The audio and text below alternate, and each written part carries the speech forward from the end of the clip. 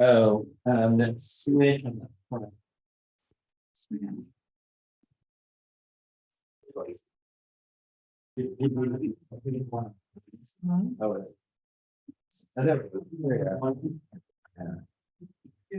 Good morning, Elaine.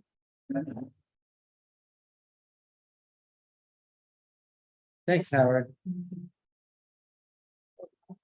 She started her thing when she was like 60 for development.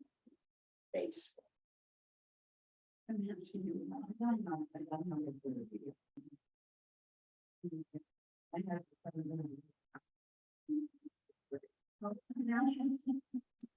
Hi, Karen S.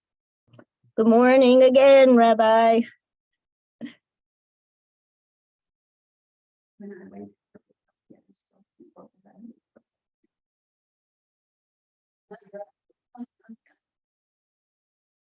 He probably knows Doris Neiman.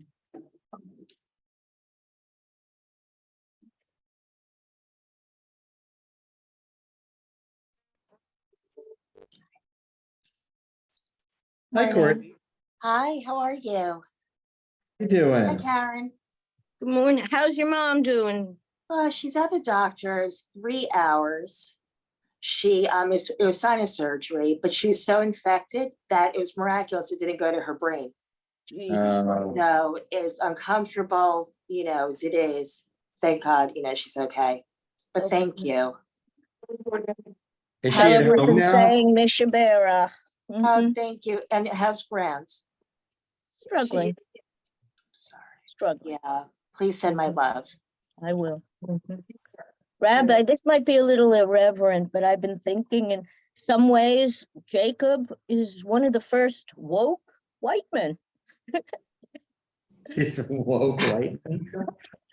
I don't know. Who said Jacob was white anyway? That's true too, right? I stand corrected. We just have an image of somebody. Yeah, exactly. Courtney, is your mom at home now? Yes. You got one. Thank you. Is that fine, Betty? No, it's still. We missed you when Chatty. Hi, Anita. Hi, Eileen. Morning again.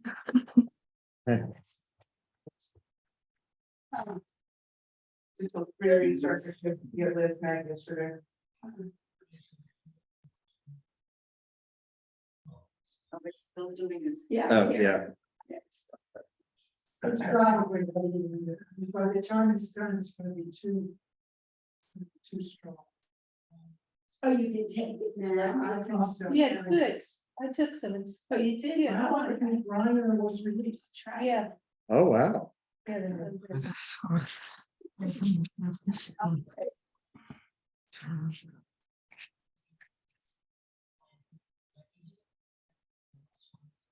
So Courtney, your mom is at home and is she doing okay? Yeah, well, she's in a lot of pain. And she's at the doctor right now. My dad took her. I was insisting on going. She's like, no way. But it's just hard because she's all it's all the gauze and she can't breathe. She gets nervous, so she'll be okay though. Yeah, it could have been a lot worse. Like she's gone through, cancer treatments, but pain is pain. Well, I wish her healing and strength. Oh, thank you so much. Thank you. I talked to her the other day, before the surgery, and she said that she was planning to come to the class this morning, and I said, I "All right, know. well." She's very driven. Yes. She's but, very driven, I know. Yeah. So, I'm yeah, glad by it the way, worked if out. anyone found eyeglasses anywhere, I looked throughout the room, but It was the Like last 2 weeks. week. Right, week. I know. yeah. All right. All right, well, we'll give it one more minute. It's 9:14.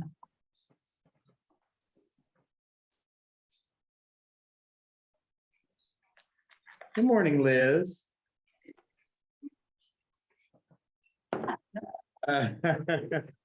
Good, I like it. You're up and studying.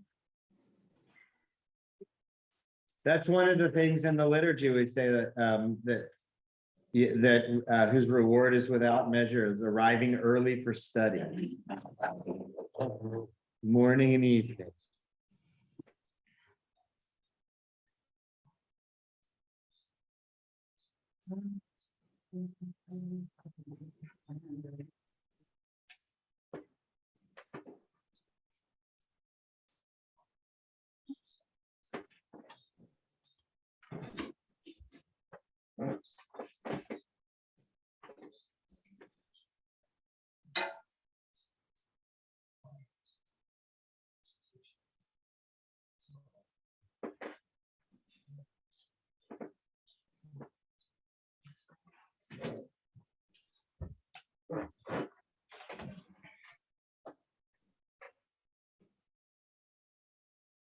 Good morning, Frank.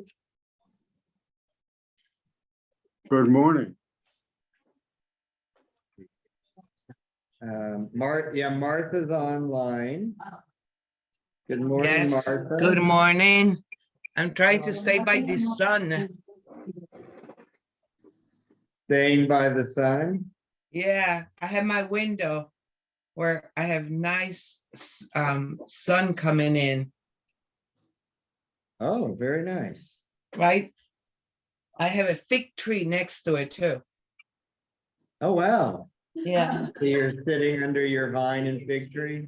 yeah, I have 2 trees, and this one, I guess because this is my prayer room, and I have all the pictures of everybody in my family in front of me. Because I pray so much here, that this fig tree gives so many figs, contrary to the one that I have in the back. Okay, good. I like that. Very nice. The fig tree is inspired by the prayer. I think so. All right.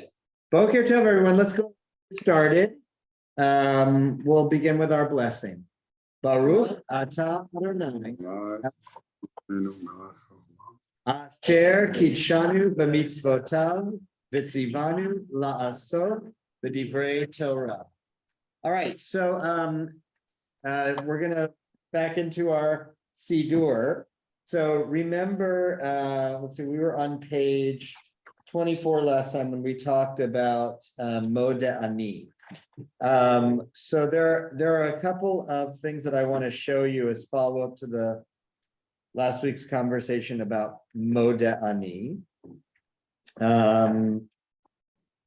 I think, and we'll see how this goes, but I'm kind of thinking like after we learn a prayer, a piece of liturgy, that be nice to to do it together. So why don't we start by singing a Modeh Ani, and then we'll resume the conversation. Modeh Ani lefanecha, Malachai v'kayam, she'ezarta b'nishmati b'chemla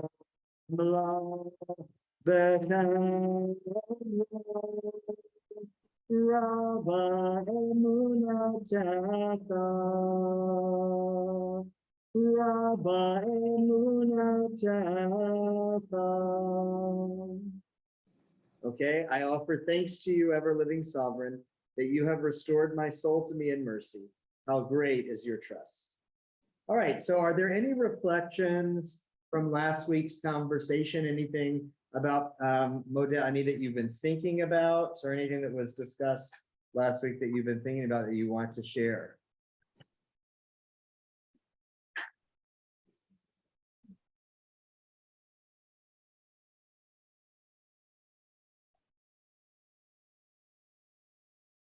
Okay, all right. So I'm glad you've all internalized gratitude in your bones. All right, so I want to show you a couple texts that I think kind of that are important. One, the first one we're going to look at comes from Shulchan Aruch. So, as we study this, we're the prayer book is our core text, but we'll look to other texts too to help to help us understand things that we're learning. So Shulchan Aruch. Anybody familiar with Shulchan Aruch? Have you heard it? Okay. It's a book of rules. It is. Yeah, it's a book of rules. Shulchan Aruch is a code of Jewish law. So a code is a particular kind of book that organizes rules, laws, in this case, the laws of Judaism, laws of the Torah, systematically. It organizes them by topic and in kind of paragraph by paragraph, bullet point, one to the next. The idea of a code is that you should be able to look up, a particular area of law. You want to know about the laws of prayer. You go to look up in the laws of prayer, and it'll outline for you number 1, number 2, number 3. We have codes in American law too. For instance, the U.S. Civil Code or the U.S. Criminal Code, which outlines, all the different particularities of the law. Which a code is different from the Talmud. Last time we looked at the Talmud, when we said, we read the passage about sleep being 1/60th of death. The Talmud also deals a lot in law, but it's not systematized. It's back and forth conversations between different sages, and the Talmud kind of wanders from topic to topic in lots of ways, which makes the Talmud very difficult to use especially for an ordinary layperson, but even for scholars. The Talmud is vast and hard to navigate and to find what you're looking for in it, especially if you don't have Sefaria, they didn't in earlier times. So the enterprise of creating codes, something that began in the Middle Ages to help distill the Talmud and make Jewish law usable for lay people and also for rabbis and authorities of Jewish law. The Shulchan Aruch is a code of Jewish law. It's the most important one in existence. It was written by Rabbi Yosef Karo in Sfat, in the land of Israel, in the 16th century. And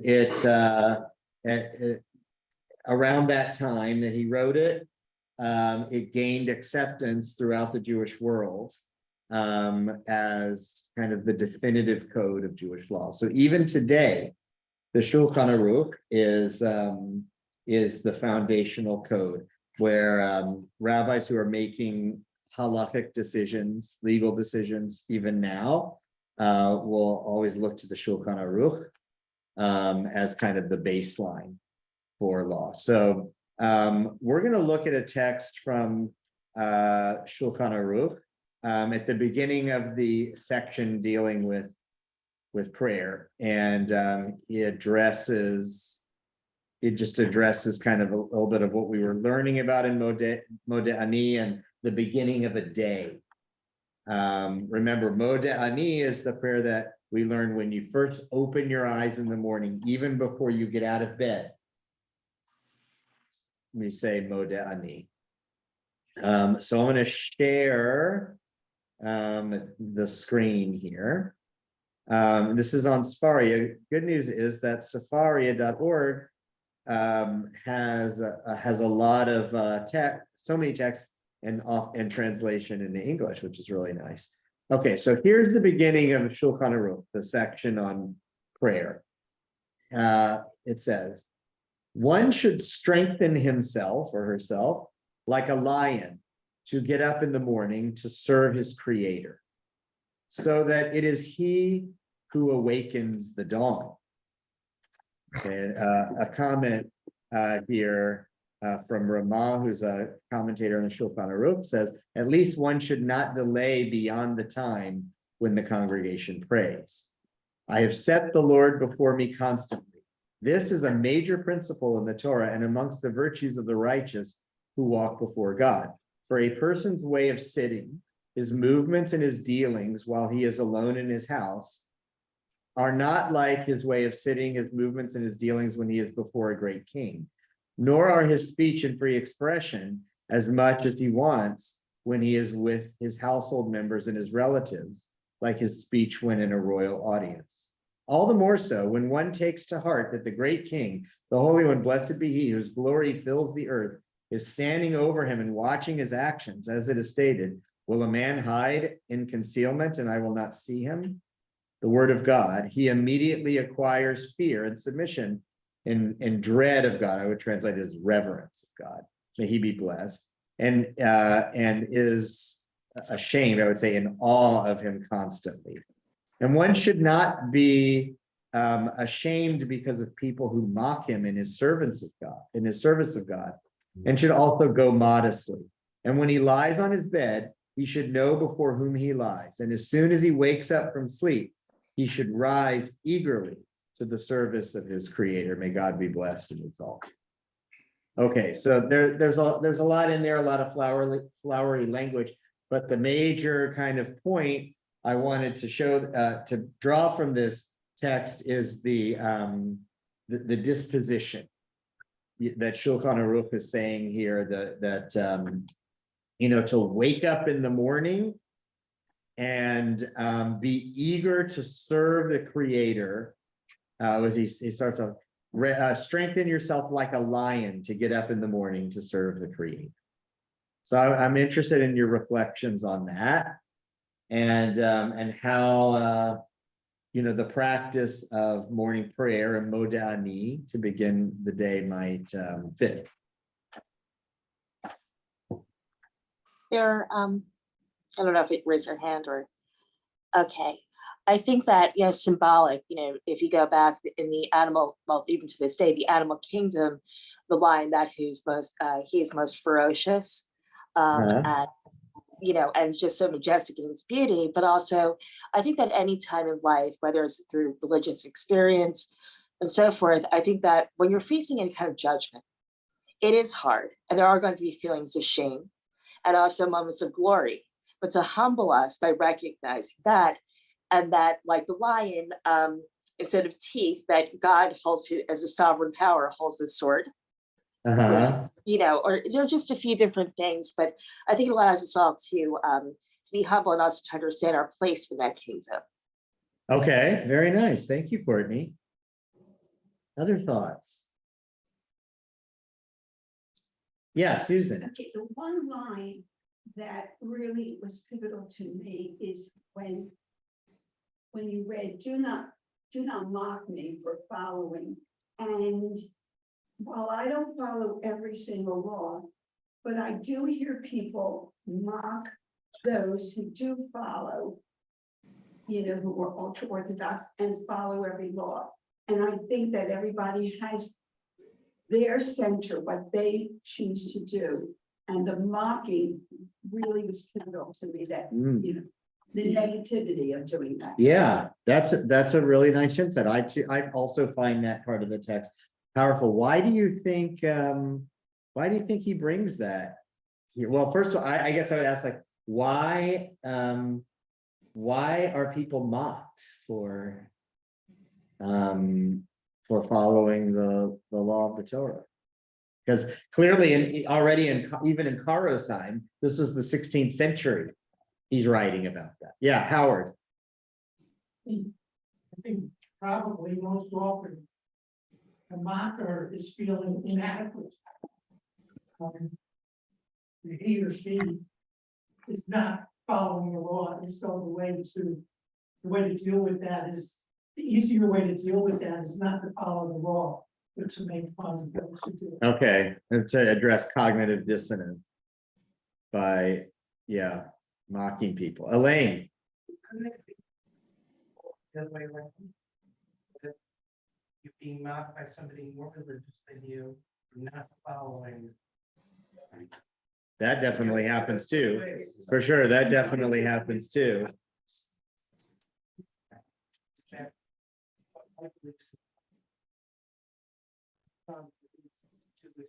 Yeah, yeah, that's for sure. Now here he's speaking about, he's saying, get up at the day.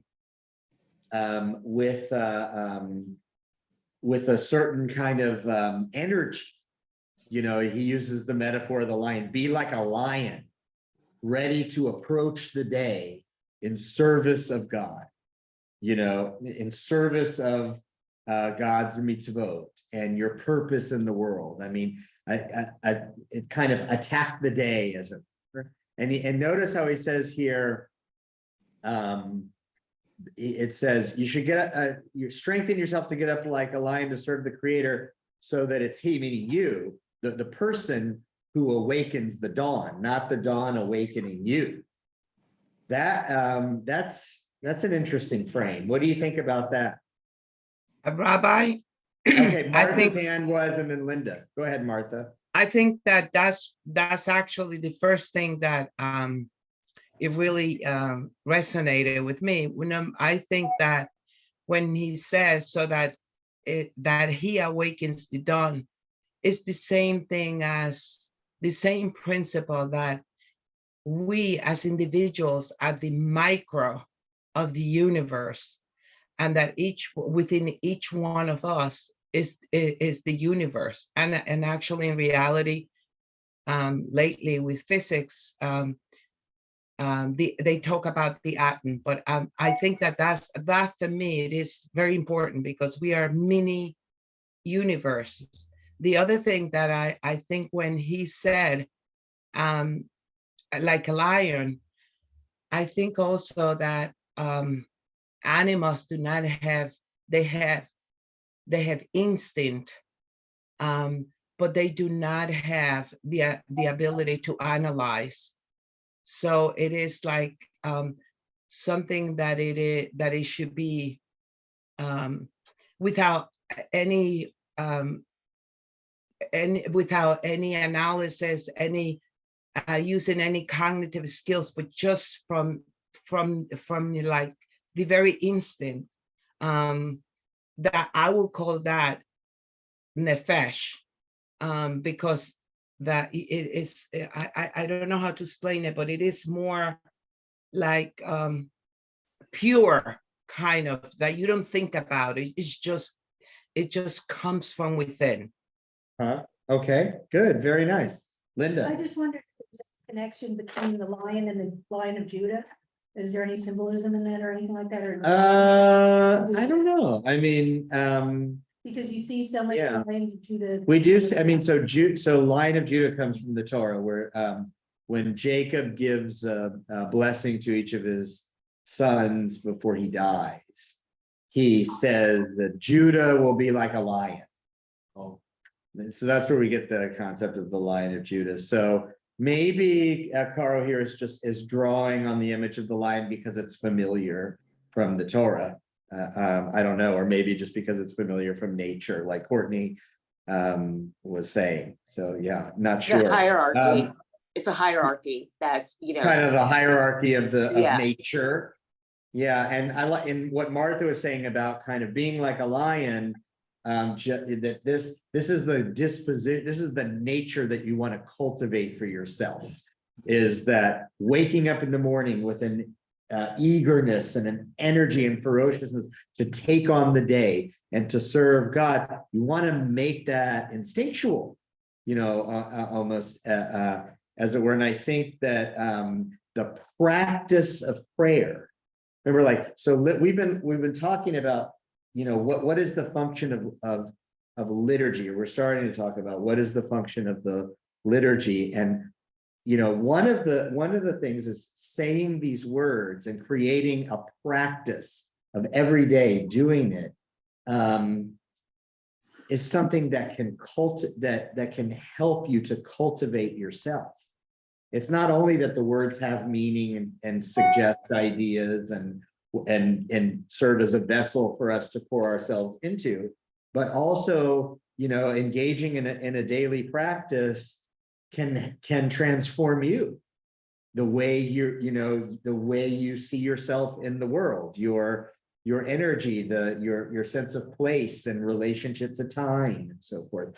And I think that, this to me is about like, if you make a practice, the second you open your eyes, instead of doing like, oh, this sucks, I don't want to get up, which we do, but you open your eyes and give thanks to God. It's like, I am ready now to serve my purpose in the world, to serve God. I mean, that's a different way of being. Nina, go ahead. It's interesting to me because I kind of target back to how I felt when I first started attending morning opinion. And I didn't know anybody, and I hardly knew you.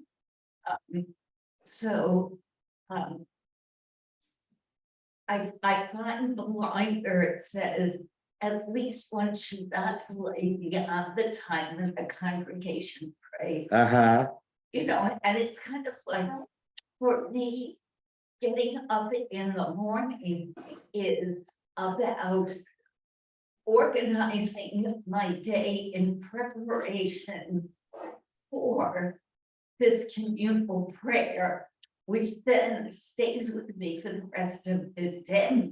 But I never thought about there being any sense of, and the first word that comes to my mind is responsibility, is actually say the prayer before we get together as a community. And I just wonder if I do that, will that enhance my experience or not? Yeah. And I'm not sure. I mean, the only thing I can tell you is because we started with Montani for the leadership prayers. Yeah. I had it all the time. Oh, very nice. It just the sound of the words. So, but I think it's just interesting. I never entered my mind that it was something I needed to do before the either. Yeah. Nice. Thank you. Thanks for highlighting this line. At least one should not delay beyond the time when the congregation prays. So it's like we're praying at 8, like that's the call to get up, start the day, get going. We have a purpose here. What Akaro is pointing to is, Maimonides expands on this in his writings, that the whole purpose of a human being is to serve God. I mean, that we're here for that, for the purpose of carrying out God's will, serving whatever purpose God has for us for being here to begin with. That's the whole point. So Caro's kind of reflecting that. It's like get up with the day because you've got a job. You're here for a reason. Shelley, go ahead. You need to unmute. There you go. Yeah, I just did.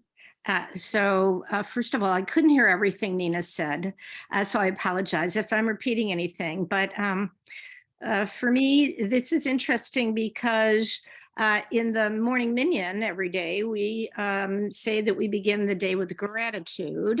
I don't see a lot about, I don't see anything about gratitude here. It's a different take on it. But what I do see is that none of us have been, are able to be at the daily minyan every single day. So does that exempt us from setting an intention and, starting the day with strength and a certain intention and a spiritual practice? No, what they're saying here, I think, is that it is up to us, even if we can't pray with the congregation, to do it. And before we even get out of bed, to think about this. And I think that starting the day, for me, and I think for a lot of people who do this, has made a big difference in how you move through your day, which I think is the height of what a spiritual practice does, and that you weave it into whatever might happen. And in a different prayer, I remember, Rabbi, when you had our BJBE minion back in the day, I think you were visiting California or something, and there was an earthquake. And you said that the prayer that you immediately came to your mind was from the daily blessings, thanking God for firm earth to stand upon. And I never forgot that, because that was weaving these prayers, whatever they are, into our day. Yes, thank you. Very nice. Yeah, that's a goal that I have for us, is that the liturgy becomes, our spiritual vocabulary. Like Nina was saying, that Modani just comes to mind, I want that for us, that when we have experiences during the day, I think that the language of prayer comes to mind, and gives us vocabulary for, affirming God in our experiences. Okay, so I wanted to show, oh, I'm sorry, was there another hand? Yeah, it's, Yeah, Karen. Karen S., go ahead. yeah. For me, the attitude of gratitude for being able to draw a breath every morning has been accruing. I think also dealing with the death, the mortality of my own family, that really heightened it. But coming out of COVID, or maybe not coming out of COVID yet, the book Hamnet by Maggie O'Farrell, that really shows the sacred in every mundane act we take, and you should never take life for granted. COVID, despite the burdens of life, and there are many days, it's like, oh, I'm so tired, how do I get out of bed? But lately, maybe Morning Minion is helping it. The attitude of gratitude that literally I have drawn breath this morning again. I didn't pass away in the night. This is a very simple start to the day. So Moda Ani, yes, I am, that attitude of gratitude really starts for me. I have drawn breath this morning. Yes, my soul has been returned to me.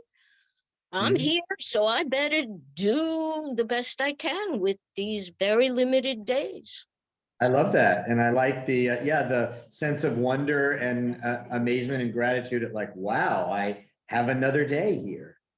As we were talking about last week, there's no guarantee, there's no right, there should be no expectation that we're going to be given another day. So if we are, it's an act of grace by God, and something to express gratitude for. So I want to show you another text here. This is a text that I really have been kind of dying to study. I have the book on my shelf and I just haven't gotten around to it. It's called Olat Re'iyah. It's a commentary on the prayer book by Rabbi Abraham Isaac Cook, who was a prominent rabbi of the 20th century.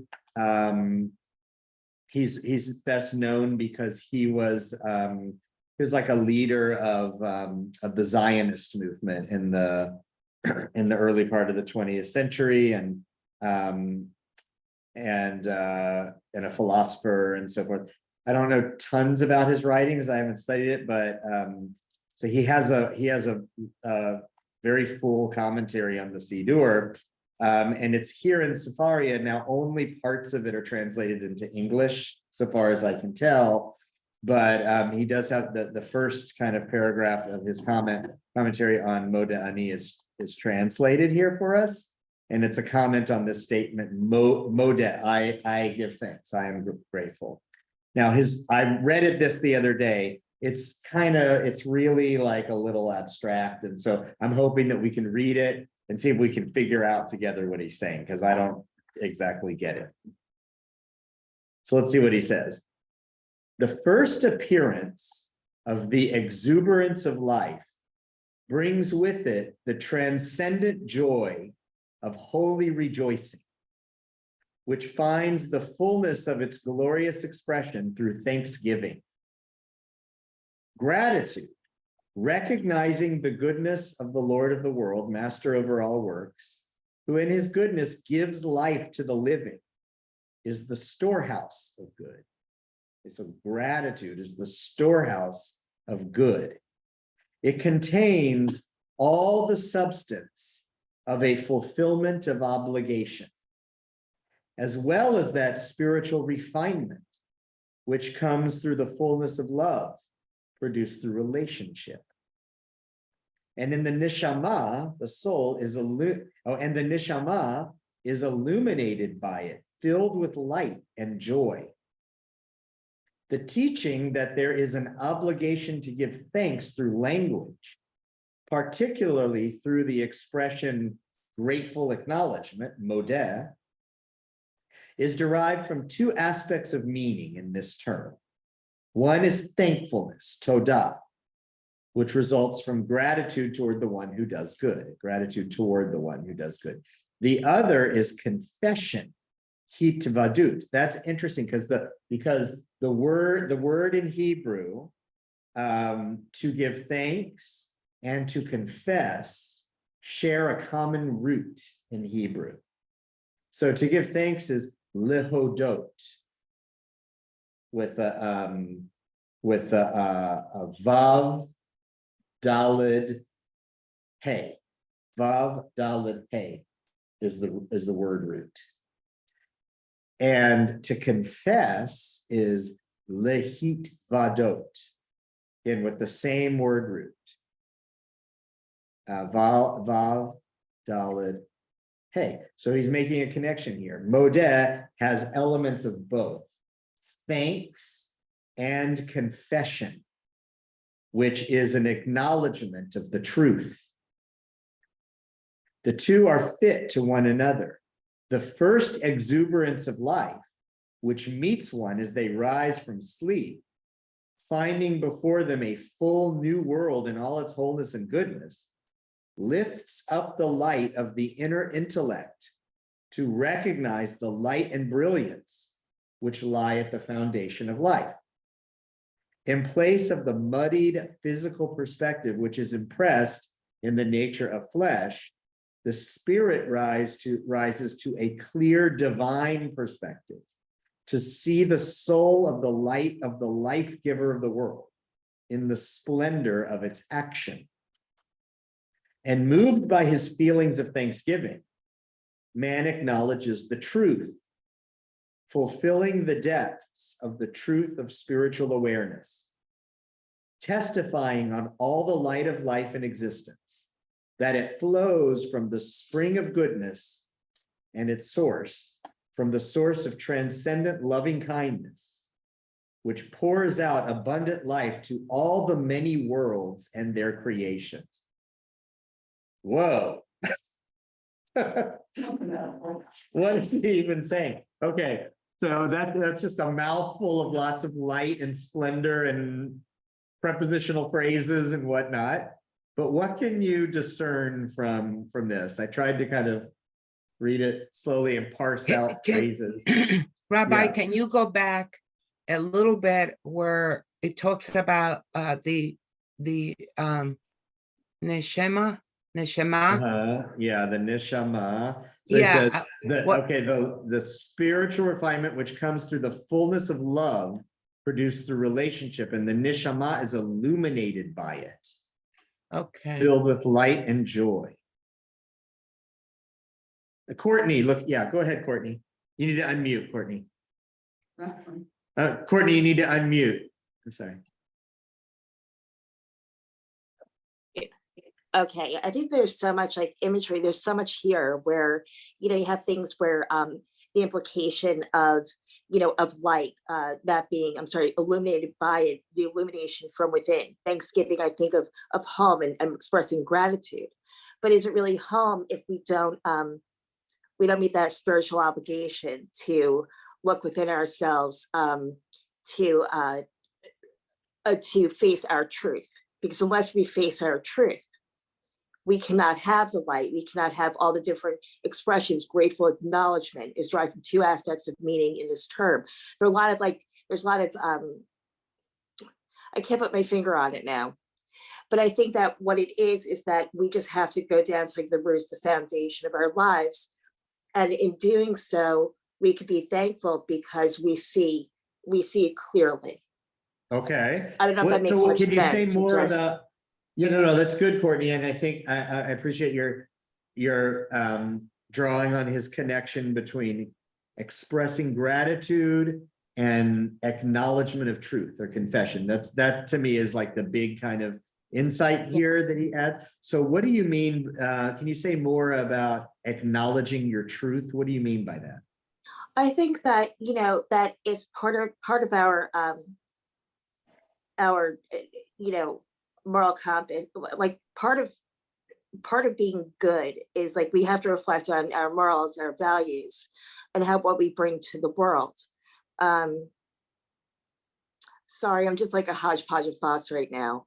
Okay, I was this is trail. a I know dense, it's not. I'm sorry, everyone. It's like, dense text. It's Susan. It's just I think that if you have to face the truth, and I think it's just living a life where you're free from whatever is enslaving us. We seek like a higher being to get rid of the bad things so we can have light. And it's going against, it's like sacrilegious to me to not be truthful to God and to be present in the world. Okay, very nice. So there's a As it's beginning the scattered. day with integrity and kind Yeah. of drawing it from there. Okay, thank you. Susan, go ahead. In listening to all of this, the one thing that stood out in my mind is that language and spoken either out loud or into yourself comes first, and then comes actions. And this is so prevalent in the world today when we hear negative language, and some people say, oh, they're just saying that, but that's the first step towards action in a negative way. But here it's a positive way. If you acknowledge something to yourself, the words, then the actions follow, but language is always internal, external comes first. Okay, nice. So that saying the Modani in the morning is like a setting of an intention. I beginning the day with gratitude and with integrity. The action follows. Then action The follows. language always comes first. Okay, very nice. Thank you. Howard, go ahead. Susan, it's interesting.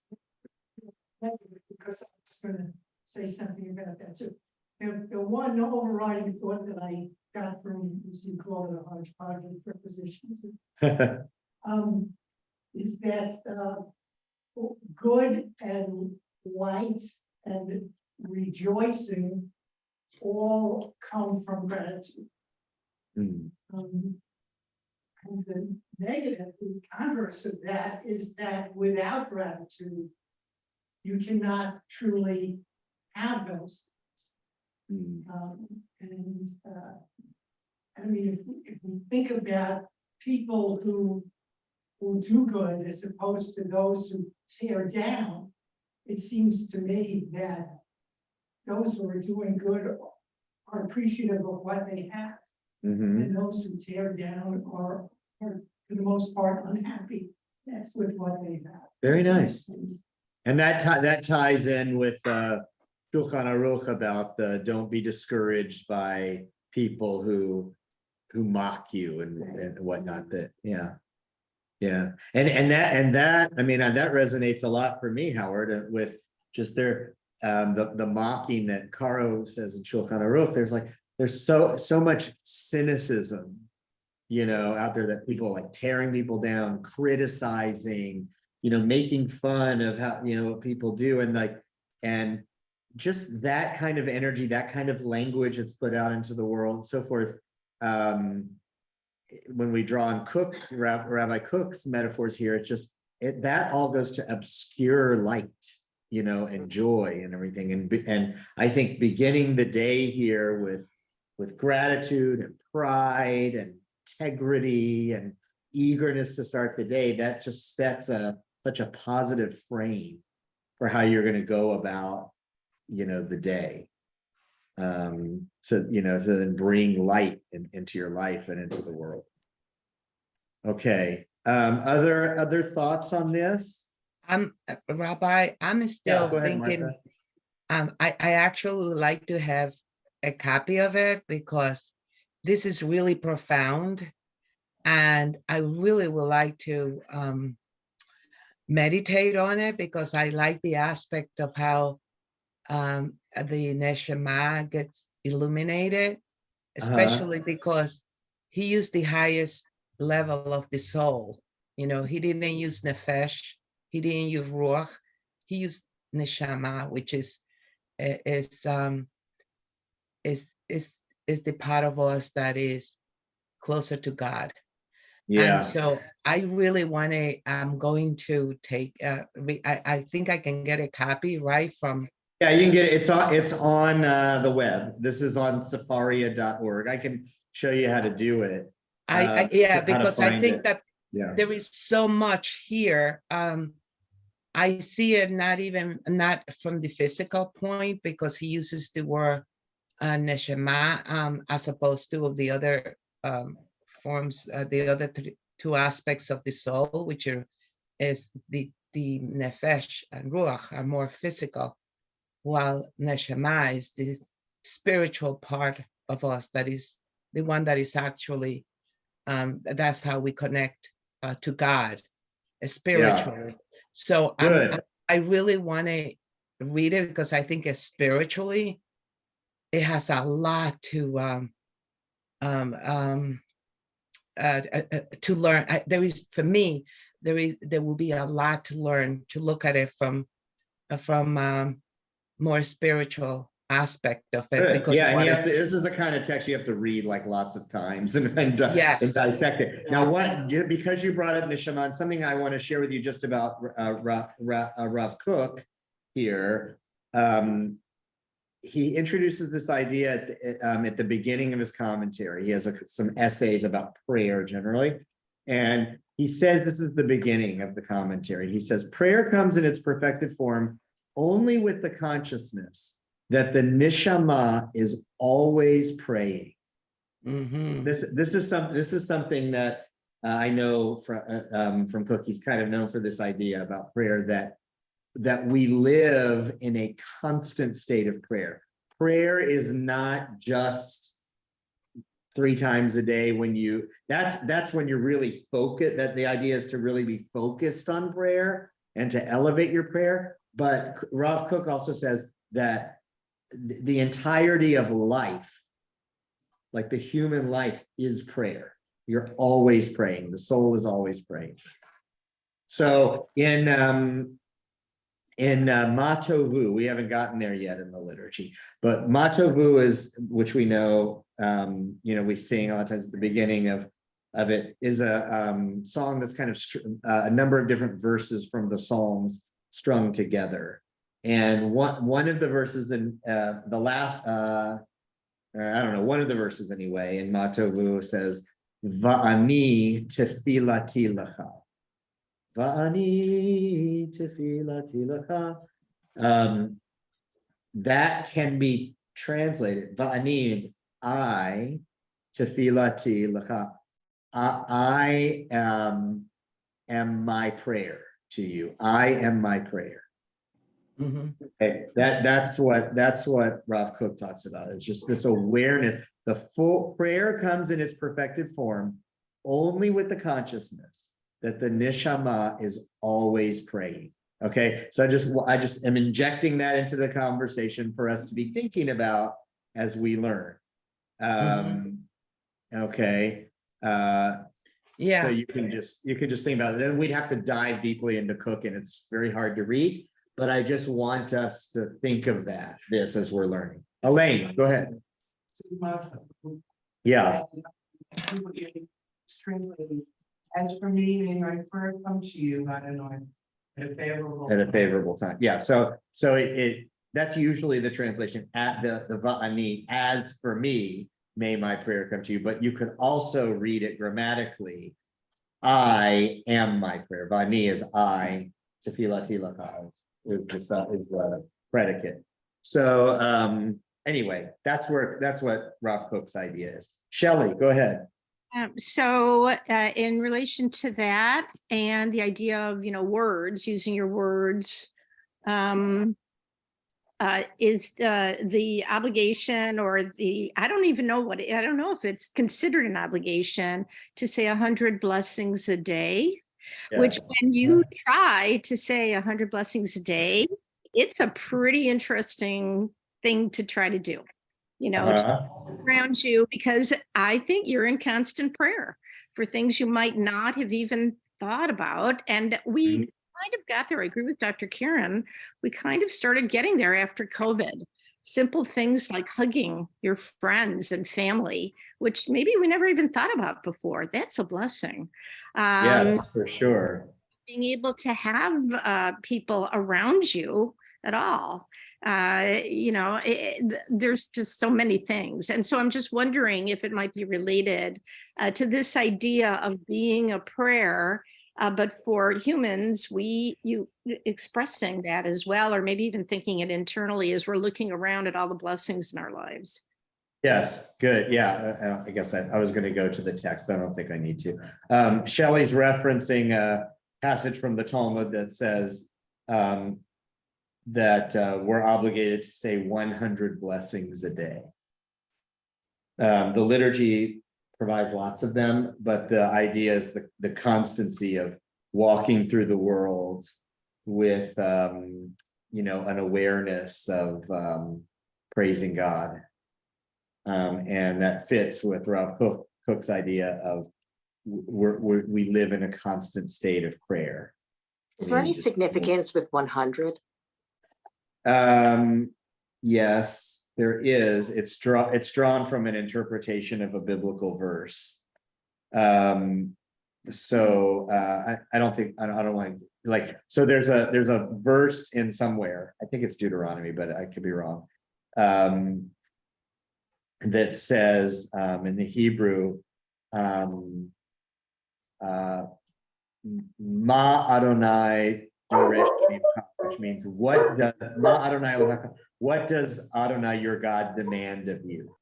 And the Talmud, as it does a lot, well, because the words of the Torah are not vocalized with vowels, in the Torah scroll, you can read words with different vowels and it has different meanings. So where the word for what is ma, the verse usually translated, what does God demand of you? But the Talmud says, don't read it as ma, read it as mea. Mea means 100. So the interpretation is God demands of you 100, and they say 100 blessings. It's a nice, kind of homiletical interpretation, but they bring it to teach this idea that that what God wants us to walk through the world with a constant awareness of divinity and miracles and so forth to give praise for. Susan, yeah. What? Can you project loudly? I have this one thought in my mind. I think this is wonderful, but having worked with parents and young adults who are traveling to a very difficult path, how do they come to this? I mean, how do they begin to acknowledge, this spiritual, the blessing, the goodness of the day, when they're feeling not great about themselves or about what life has given them? It doesn't have to just be children. No, I'm saying it parent, I did adults too. Yeah. A parent, well, I mean, I just. So is the question if you are experiencing difficulty and pain, how do you experience gratitude It's just or find it? Question that, I have worked with so many people whose lives are very difficult. Yeah. And how do they get to the point? How do they make the leap of saying there's goodness, there's spiritualness, there's, how do they get to make a leap? That's Okay. just a broad Looks like question. Linda wants to answer. Can I can feel that I'll say it's something. Hold on, Martha, Linda's speaking here. Go ahead, Linda. It's the strength, when you get up in the morning and you put your feet down and you say, it gives me strength to fight these battles that occur in life, the difficulties. By having the faith, having gratitude that there's somebody there to communicate with. Okay, good. Yeah, I spoke about this in my Rosh Hashanah sermon this year about my theology of God as the eternal friend. Right. You know, so that you can like Linda's saying, just know, I mean, prayer is this, it can be a refuge that when I'm struggling, support, when I'm going through a hard time, when I'm feeling despondent, I have somewhere to turn, and this, you know, and the words of the prayer give me language to speak to God. Martha wanted to speak, and then Nina. Go ahead, Martha. One of the things that I do as a prayer is that, and I model for my grandson. One of the things, if I have a glass of water, I said, "Thank you, God, for this water." You know, anything that it is just part of me, and that's one way of him learning that everything that we have comes from God. So that to me is a form of prayer. So I know I come to 100 a day just by every time I eat something or I do something, is that thank you, God, for allowing me to do this. But in terms of kids, you know, one of the things is that there is always a little kernel of good that we can find. Is trying to help them out to find the good. And I do that with my grandson when he doesn't live with me, but when he comes to my house after school, I will say something like, "Tell me something good that happened today." And it can be very tiny, like, "Oh, I did this." You know, and it's just helping them out to see, begin with a little bit of goodness, and then they'll start seeing more and more and more. And, you know, it can be as simple as asking him, how, what questions did you ask today? And then I will say, wow, that was a good question, because it helped the others perhaps to learn something, because they were afraid not to ask the question, and you ask. Try to find something that they do, that something good that can be tiny, and begin with that. And I think that helps kids who are sad or prone to be depressed. And I'm not going to go into it, but actually you can actually teach children to be optimistic. There are a set of skills that we as parents can learn. As a clinician, I teach this set of skills to parents. So that's it. I'm going over, but I think it's helping them finding the tiny little thing of good that happened to them or that they did, and you know, work on that.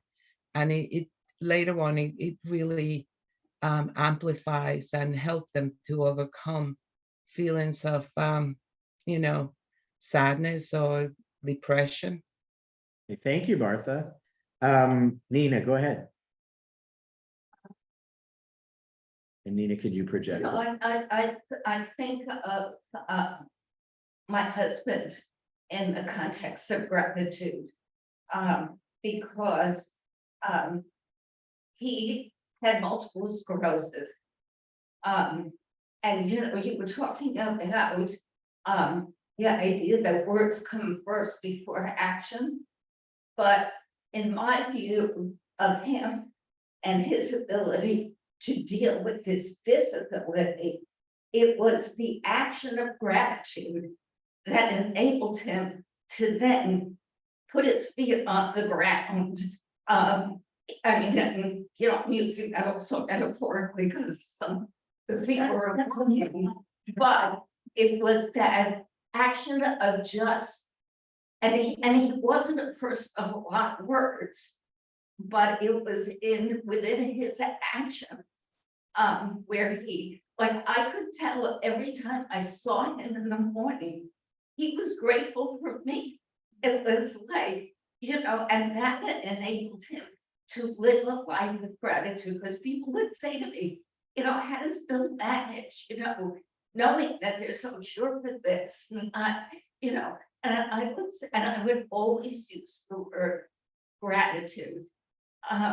So, and I know I sometimes, when I get annoyed at things that are giving me a struggle, like, being in pain from my back or whatever, I always think of him in terms of how can I feel this way, when in fact, the first thing I need to feel is gratitude. So I just think of him in that way all the time. Beautiful. Thank you, Nina. Thanks for sharing that. Shelley, go ahead.